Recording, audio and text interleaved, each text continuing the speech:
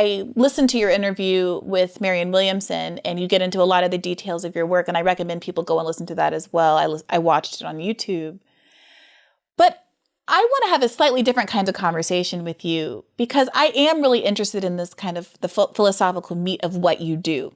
Mm-hmm. And the reason is because, while it's not a direct analogy, and for all the reasons, it's not useful for us to be conflating literal, self-avowed, like avowed white supremacists with your average everyday conservative.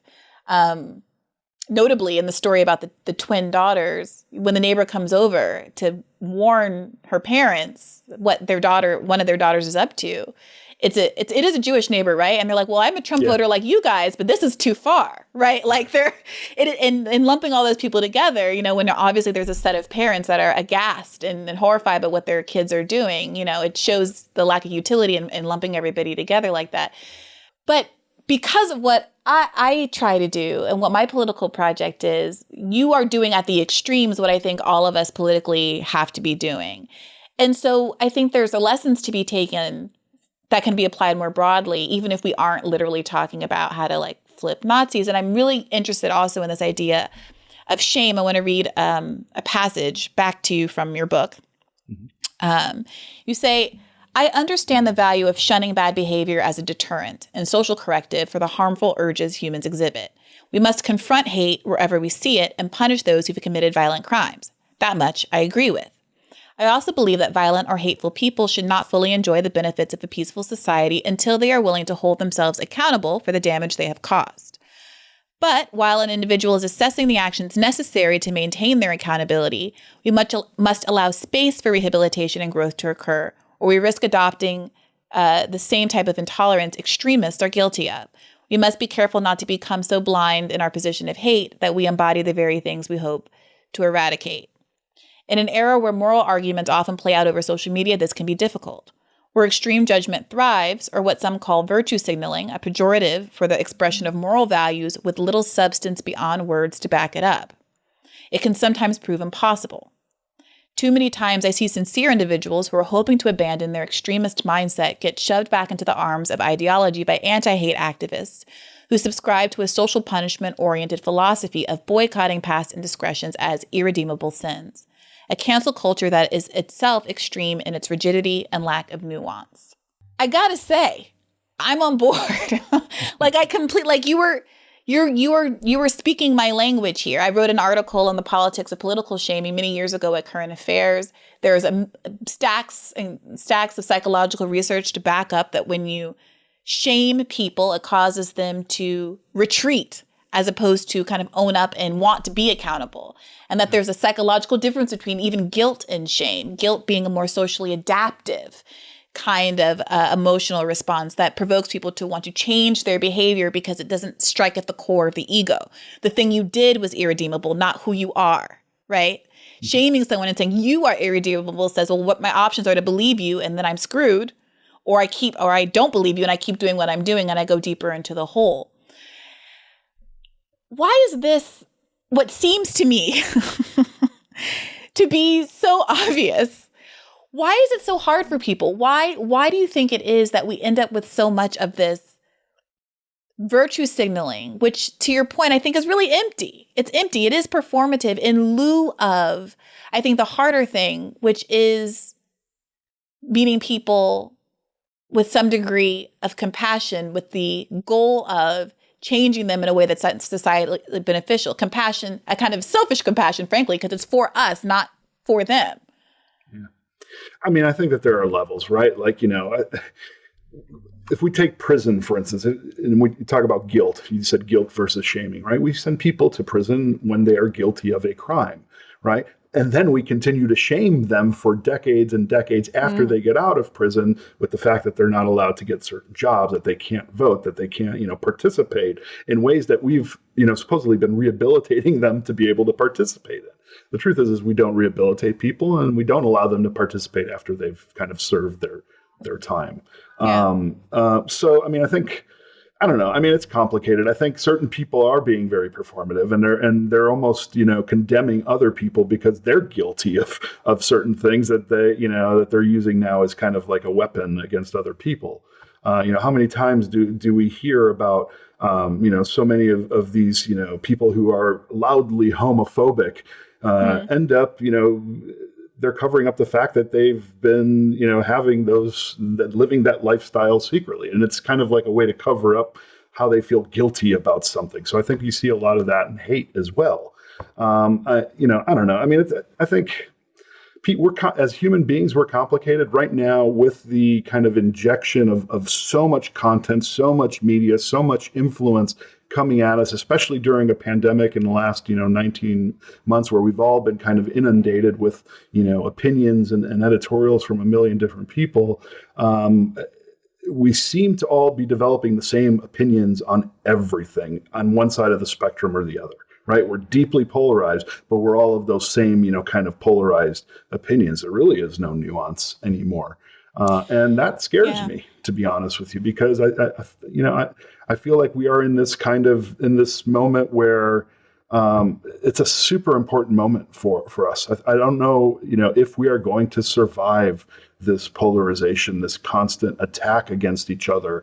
But I also don't know what the answer is necessarily to bring us all together, except maybe to understand that we all share some of the same brokenness, and maybe that knowledge of us sharing that same brokenness is the universal glue that eventually can hold us all back together. I don't know, Briahna. I mean, I think that this is a moment we're all trying to figure out and all have different kind of opinions on how to get there. Yeah, I don't mean to, ask you to solve the existential crisis of our time. I mean, I'm always trying to just work it out on the podcast too.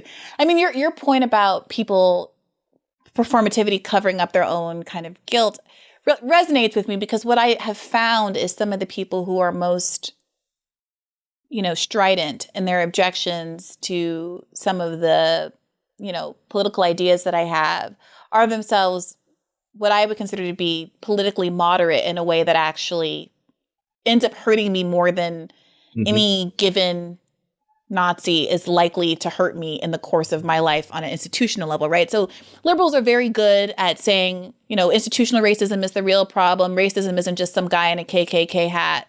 I don't know what a KKK hat is supposed to be, a hood, I guess, or what have you. Yeah. What is a red KKK hat? Well, make America great. Again, got it. Sorry. I'm like, I don't know this iconography. What have I been missing? I know about like a little like fez or like a red beret that the Medicare for All people have. Like, what is the red? It was very much about role playing in the Ku Klux Klan. If I told you some of the names that they use for their like leadership positions, like the Grand Cyclops and things like that, it is very Grand very Cyclops, much like live action role playing kind of. I mean, everyone likes a LARP. Just hopefully some slightly less. Do Zelda, do Star Trek.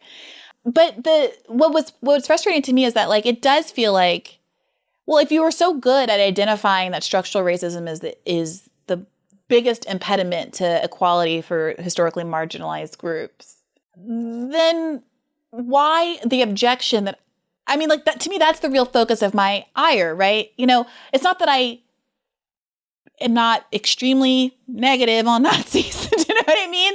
But my daily focus and passion is the ways in which someone like, Joe Biden, architect of the crime bill, has had a much bigger effect on the outcomes for my life and my family's life over the past 30 years than any incidents of hate crime. And that's not any incident or hate crime. And that's not to minimize the gravity of those incidents or the possibility of those incidents could grow in frequency as we're seeing right now, and the need to address and focus on those things as well. But to be kind of asked by someone to be more angry at that, while at the same time they're displaying what I feel to be insufficient anger at what, in my experience, is causing the most harm to me and my community, is a strange kind of gaslighting that I found to be the most unsettling part of the whole controversy. Yeah. Well, I mean, I can tell you that every Nazi's point in spewing propaganda is to get you to meet in the middle, because they're going to come from the most extreme part of their belief system. And if they can get you anywhere close to that, they've won, right? So there is a real danger in quote unquote meeting in the middle, right? Well, who's meeting in the middle? Who's ideologically meeting in the middle? What does it even look like to meet in the middle of a group that explicitly wants a all-white nation or a genocide or what have you. I mean, I don't even know what those conversations look like. I think meeting in the middle means voter suppression. I think it means agreeing to certain things that, to not, pass certain things in politics. I think it means not having certain conversations. I think it means agreeing with, immigration policies that are inhumane in certain cases. That's meeting in the middle. We've been doing that in this country forever. So that's an interesting question. So again, we're in this space where it's like, are we talking, Nazis? Are we talking conservatism? And some people will make the point that there's just the reason we keep conflating these things is because they're too intertwined at this point. And I mean, this is like a whole big political conversation where I guess the question is, what do you see as the motive of a conservative movement versus what do you see as the tools they're using to get to where they want to be? So there are some people who will say conservatives at the very top, they're racist, they're anti-Black, they're anti-Semitic, they want an all-white world, and so that's what the objective is. And voter suppression is motivated by racism, and not wanting to raise the minimum wage is motivated by racism, and everything is motivated by racism. And there's another camp that will say we live in an oligarchy, people are driven to protect elite financial interests, and since the dawn of America, race has been weaponized to that end. And we will exploit these factions that emerge along racial lines. We will create and teach people to balkanize themselves in these ways in order to prevent them from noticing the ways that they're being exploited economically, right? Yeah, I think it's all, I think if we take race out of the equation, this is ultimately just a class war. I think that, capitalism is driving a lot of this. So, yeah, I mean, I think that, people who don't have necessarily, a lot of money, who don't, if we're talking about people from the South who were part of the Klan in, the 1890s or early 1900s, I mean, there were certainly people of extreme privilege who were Klansmen, and there were people who, were poor farmers who were Klansmen. There may have been people who were sharecroppers, working next to Black sharecroppers who were just as racist as, a bank president back in those days. I don't want to generalize about what's driving conservatism and say it's racism, because certainly I know people who are conservative who I absolutely know are not racist, but are driven by some of the same kind of things that would make them complicit with somebody who calls themselves a white nationalist, being, right, so pro, or so against immigration, and looking at it in a very black and white way. Again, everything is really complicated. So I think we can't paint, one whole side with a brush, because I can tell you that there are folks that I know that would call themselves, liberal, who, while let me take a step back, Briahna. Let me just talk about abolitionists. Abolitionists back in the day, we tend to think of abolitionists as people who were against slavery. And yes, they were against slavery, but they also were very quick to usher people who were slaves out of the areas because they didn't want to live next to Black people, right? They wanted to get rid of slavery so that they could send Black people, quote unquote, back to Africa or back to where they came from, right? So there are people, I think, who are really complicit in this idea of white supremacy, and it doesn't matter where they kind of think that they sit on the political spectrum, are still complicit with it. And I think what we need is a very hard line, and say that we can't just be not racist, we must be anti-racist. As part of our democracy, as part of everybody is created equal and everybody has an opportunity. If we are going to live up to what we've been preaching for hundreds of years, we are essentially an anti-racist country in words only and not in action. Yeah, I was thinking about anti-racism earlier at the beginning of our conversation when you were talking about, not being raised in a racist household and then falling into the crowd that you fell into. And I remember I thought to myself at that moment, would it have made a difference if instead of being raised in kind of a not racist household, you'd been raised in an anti-racist household? Is anti-racism, which, some folks on the left, kind of sneer at a little, because there are some people in the anti-racist space who I think have a really simplistic analysis that excludes class, and therefore it gets kind of politically weaponized in destructive ways. But if you just take it at face value for what it what it means.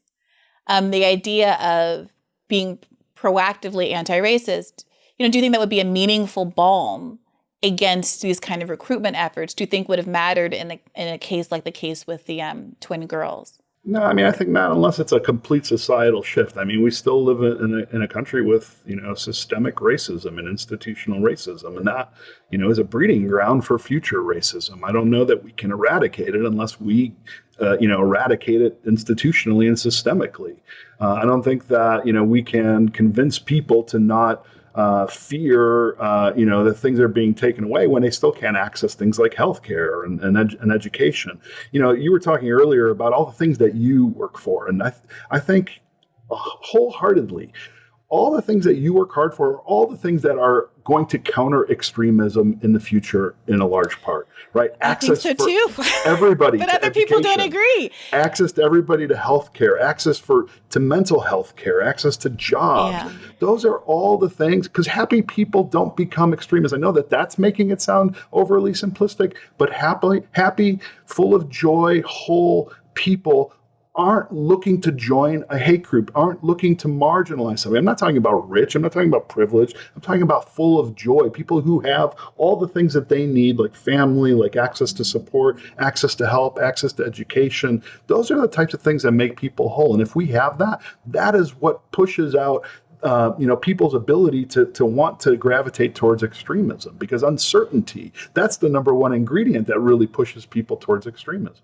The word that got thrown around in the post-2016 election days was precarity. And the argument was all the liberals lined up and said, it's not economics that made Trump happen because his voters were disproportionately more affluent. And it's like the world collectively just forgot what precarity meant. Like the studies were not assessing how affluent you were. They were addressing whether or not you felt like there was a risk of you falling off. And all of that, like white extinction, whatever replacement theory stuff is rooted in feeling like this generation is not doing as well in the last. Our status is being threatened. Status threat is literally what the argument was. And everyone collectively pretended that it was just a pure raw poverty metric because it enabled them to pretend like what was motivating people voting for Trump was something essential. There's this really, I think, illiberal desire to attribute people's political motivations to something essential to their being, that makes them irredeemable in a way that is like also really bizarre. Because I'm like, half of you white people, like half your families are Republican. You've always been Republican. All people who Trump voters are just Republicans. They're just the same people who have always been Republican. And you had no problem with them until they voted for Trump. I've been mad at them forever. But you guys just like woke up and decided that we were all supposed to be foaming at the mouths over these people who are the same people that they've always been. And that's not to excuse or anything, but it's like nothing new happened. It just became obvious to you guys for the first time or something because he was impolitic, he was rude, he was embarrassing, And to me, the bad thing about Trump wasn't that he was embarrassing.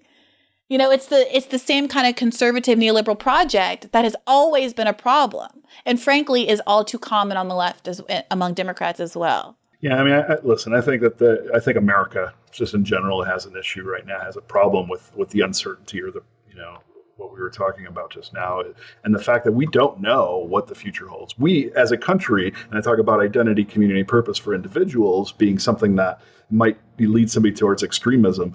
Well, America has a real crisis right now with its own identity, community, and purpose. We don't know who we are. We don't know who our, people are. We don't know what we're supposed to do, in terms of domestic policy, foreign policy. And we've got a whole lot of historical potholes along our nation's journey that we have yet to address. That we can't even name, that we can't even agree on right now. We're living in a time when we can't even be on the same page that there is a racism problem, that there is a problem with polarization. I mean, until we can name that, until we can call it, we're not going to ever fix it. And I fear that, because of that, we are becoming, as a nation, radicalized, just like an individual might be if they're dealing with potholes and suddenly somebody's pitching them this lottery ticket of an idea that's going to solve all their problems. So I think we are, kind of under a magnifying glass right now, looking at ourselves as a nation, just like we are, each other. And I think that we are in a very existential moment right now. And I hate to use that word because it's so overused, but I really do think this is a very dangerous moment for democracy. When you mentioned, when you say, happy, fulfilled, joyful people aren't so easily radicalized, not seeking out these kinds of communities, it reminds me of the observation that kind of provoked the disagreement that I had with Talia, which is that when I was reading her book and I was reading her description of the men that she was interacting with on these white supremacist dating sites, they all seemed so unhappy. And she does a really good job explaining how these sites have such a hard time recruiting women. They hand out these pamphlets. They ask men who join the sites to go out and recruit for the sites because they just are struggling to find women to even get on here. One of the men she described as having this really unhealthy, imbalanced meal every single day, doesn't seem to have any kind of community, etc. And because that came out of her narrative, I asked her about it because it seems to me that there is a relationship. There's an obvious pattern among a lot of these people, not to a T. Obviously, Richard Spencer, to your point in the book, went to great schools and is obviously able to clean himself up and present himself in a way that makes liberal journalists swoon. I think it makes people easier to recruit, right? I think if you're dealing with issues, right? If you're eating an unhealthy meal, but there are a lot of people who do that stuff who aren't Nazis, right? They're, miserable. They have a bad job that they hate, and they're not expressing it in ways that hate other people. But that means that it just probably hasn't crossed their path because somebody like that is really susceptible, I think, to a narrative that promises them that their life could be better if they just kind of believed something else. If they just were to say, this is the cause of that pain, right? This is why your life stinks. And some people, not everybody, but some people will say, hey, you're right. And I'm going to start looking more into that, or I'm going to start, reading QAnon stuff, or I'm going to start reading Nazi literature or whatever. But just know it's not, just like they're not going to hook you with heroin on day one. It's like a little bit of taste of something that gets you down the road. And then eventually, down the road, you're starting to, talk about Jewish space lasers or something ridiculous like that. Yeah, you read about how the recruitment happens on some of these gaming sites where you'll be in a big room and somebody will throw out the N-word and get a sense of who reacts in what way in the room. And then they'll make a smaller room and invite the people who seem to have a positive reaction, and it winnows down until you get people who otherwise might not have sought out that kind of a space feeling validated by a space like that. And we've had people write very persuasively about kind of online culture and the overlap with the incel movement, incels and white supremacy. And on some level, there's a tolerance of that kind of a conversation. But if you take it too far or talk about it too much or talk about those kind of root causes, then it becomes, well, so-and-so was sad and depressed and they didn't become a Nazi. Therefore, that's not an excuse. And I think what's important is that, I don't know that no one's looking for an excuse. Who's trying to excuse anybody? I have no interest in excusing a Nazi. I am trying to figure out what triggers exist in society and get rid of them so that there are fewer Nazis. Yeah, I think for me, it was somebody walking up to me in an alley and pulling a joint out of my mouth at the right time, at the right moment. Well, it was 1984. It wasn't going to be online, Christian. Right. But, online, it's a whole lot easier. The internet is a digital alleyway. It's kind of like it could be a hate buffet that's open 24/7 if you want it to be. Right. Yeah. And absolutely. Not everybody, who is sad and unhappy is going to become a Nazi. But my guess is a lot of people who are sad and unhappy are not going to treat themselves very well, but they'll also probably not treat other people really well. They may not develop an ideology, but they may also, find really other toxic ways to express themselves. So I think we just have to, we have to do better. We owe it to each other, I think, to provide access to tools and resources where people can help themselves, and we can also help them if they need it, right? And if they still are unhappy and want to become a Nazi, well, then that's what they're going to do. And I'm not sure that there's anything we can do about that. But why not from day one, in a prevention sense? If we're talking about somebody who is just born, right? Yeah. Why can't we do all we can to give them a solid foundation, access to healthcare, mental health care, job, education, all those things? Why can't we, as a society, do better to make sure there are less opportunities to go into a hate group or to join, ISIS or to, join a street gang or to do anything. That's what we should be doing. So we should really be focusing all of our efforts on something that is scalable, and that's prevention. Maybe disengagement is not scalable. Maybe spending, 5 years with somebody to get them to stop being a Nazi like I've been doing is not the right approach. Unfortunately, because of my experience, that's kind of where life has put me. I'm easier to talk to because I used to be in their shoes. They've seen that I've been able to succeed, so they think it's an opportunity for them to be able to do that. But they also think that I'm going to be a pushover sometimes. They think like, hey, bro, like I'm cool. Can you help me get my tattoos removed because I'm not that anymore? And the first thing I say is, what have you done to prove that you don't deserve that swastika on your chest and to be a pariah, to the rest of the world? Because I'm not going to give anybody a free pass. Just like I wasn't given one. I think people have to work hard for their redemption. Otherwise, it doesn't work. I think if they're given a free pass, eventually they'll find another way to be a jerk to somebody. Yeah. It may not be going back in, but they'll find another way to take advantage of somebody, and they won't do the work to actually, repair the damage that they've done. That's what I've been spending 25 years doing, is making sure I repair the harm that I caused. And part of the way I do that is by, one, Nazi at a time, trying to disengage them. And I just don't know that is the right approach. I feel like if we don't cut the head off the metaphorical snake, there will always be a tail to chase. And I think we have to hold people accountable. What's funny is I wasn't familiar with the term disengagement or whatever term ended up getting used in that last episode until you brought it up. I was asking about root causes because, root causes are relevant to prevention as much as disengagement. It's really, to me, a conversation about prevention. And it was surprising to me that it became this conversation about how to convert people. Because I think identifying patterns through the anthropological sort of work that she was doing are just as relevant to preventing people from going down that path. But I did want to ask you before we wrapped, you mentioned that the way that you got out was the way that a lot of people get in, which is through these relationships or because of their kind of negative feelings about their relationship opportunities. Can you walk us through what ended up helping you walk away from white supremacy? Yeah, there was a lot of things, right? I hit a lot of those kind of pinball things that sent me in a different direction, almost every day. Part of it is I'm grateful I had a family that once they recognized what I was into, dropped everything and did everything that they could to be a safety net for me if I ever needed it. I wasn't ready for it, but they were always there for me, and that helped when I was ready for it.